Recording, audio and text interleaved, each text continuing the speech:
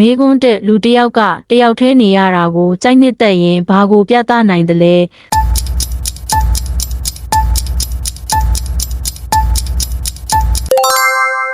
အပြေမှန်စိတ်အေးချမ်းခြင်းသူမေကွန်းနှစ်လူတစ်ယောက်ကသူ့အမားကိုချက်ချင်းဝန်ခံတတ်ရင်ဘာဖြစ်နိုင်တယ်လဲ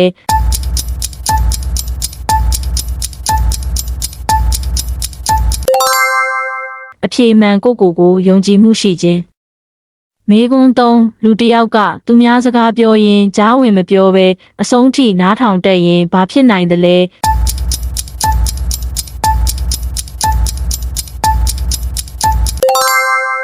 အပြေမှန်စိတ်ရှည်ပြီးလေးစားတတ်သူမေကွန်းလေးလူတစ်ယောက်ကစကားနားထောင်နေချိန်ခေါင်းတငိမ့်ငိမ့်လုံနေတတ်ရင်ဘာကိုပြသနိုင်တယ်လဲ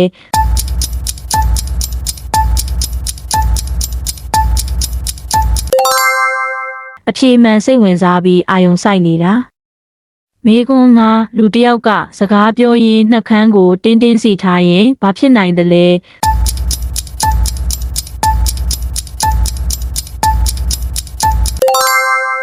အပြေမှန်စိတ်ထိန်ချုပ်နေခြင်း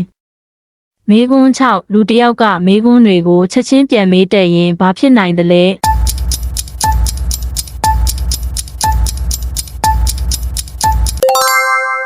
အပြေမှန်စိတ်ဝင်စားမှုရှိခြင်း